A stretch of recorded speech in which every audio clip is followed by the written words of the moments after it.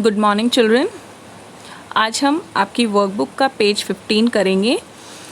इसमें सभी बच्चे क्वेश्चन ए ग्रामर फोकस में ए करके दिया हुआ है, इसको ओपन करेंगे। आइए पहले हम क्वेश्चन रीड करते हैं। Complete the following sentences by modifying the words given in brackets so as to make words opposite in their meanings. यहाँ पे हमें इन सेंटेंसेस को कंप्लीट करना है, पूरा करना है। ये जो वर्ड्स जो ब्रैकेट में दिए हुए हैं, इनका ऑपोजिट मीनिंग भर के हमें इन सेंटेंस को दोबारा से बनाना है।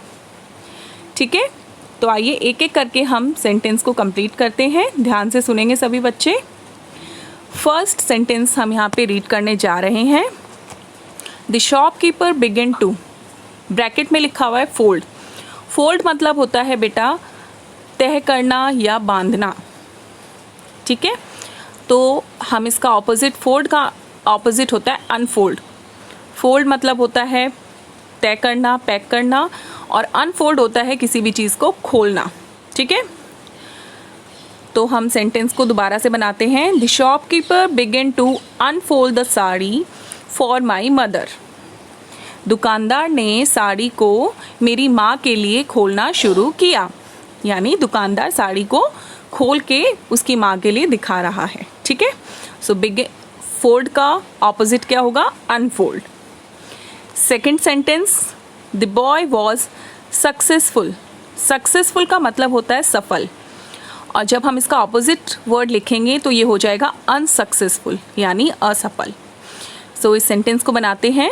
The boy was unsuccessful in passing the entrance examination. So क्या बनेगा इसका सेंटेंस? जो लड़का था वो अपने प्रवेश परीक्षा में पास होने में असफल हुआ।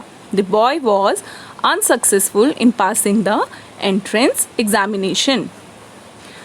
Third sentence, the word had been spelt in his copy. Spelt, जो वर्ड स्पेल्ट है उसका मतलब होता है सही लिखा हुआ। जब हम इसका ऑपोजिट बनाएंगे तो ये हो जाएगा मिस स्पेल्ट, यानी गलत लिखा हुआ। तो इसकी हिंदी होगी the word had been misspelt in his copy. जो शब्द है वो कॉपी में गलत लिखा गया। Fourth, the lawyer was satisfied. Satisfied मतलब होता है बेटा संतुष्ट। तो the lawyer was satisfied with the judgement. जो वकील था वो न्याय से संतुष्ट था। लेकिन जब हम इसका ऑपोजिट वर्ड यूज़ करेंगे तो सेंटेंस चेंज हो जाएगा। The lawyer was dissatisfied with the judgement. जो वकील था वो न्याय से असंतुष्ट था।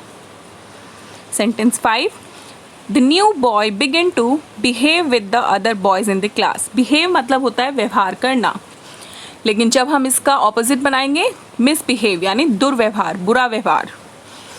तो the new boy began to misbehave with the other boys in the class. जो नया लड़का था उसने क्लास के अन्य लड़कों के साथ मिसबिहेव, दुर्व्यवहार करना शुरू किया। 6, this is a useful. Useful मतलब होता है उपयोगी, बट जब हम इसका ऑपोजिट बनाएंगे तो हो जाएगा यूजलेस, यूजलेस, अनुपयोगी या बेकार। तो this is a useless weapon as it is broken. यह अनुपयोगी या बेकार हथियार है क्योंकि यह टूटा हुआ है। 7, the stranger had understood. Understood मतलब होता है समझा। The stranger had understood me as he did not know Hindi. तो अंडरस्टूड का मिसअंडरस्टूड। ठीक है, तो जो अजनबी था वो मुझे नहीं समझा क्योंकि उसे हिंदी नहीं आती थी, उसे हिंदी भाषा नहीं आती थी। 8 है, इन हिज एंगर। एंगर मतलब होता है गुस्सा। In his anger he began to disagree. Agree का हो जाएगा डिसएग्री। एग्री मतलब होता है सहमत।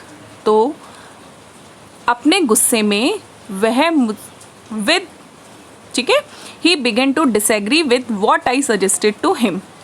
अपने गुस्से में मैंने जो भी सुझाव उसे दिया उससे वह असहमत होने लगा।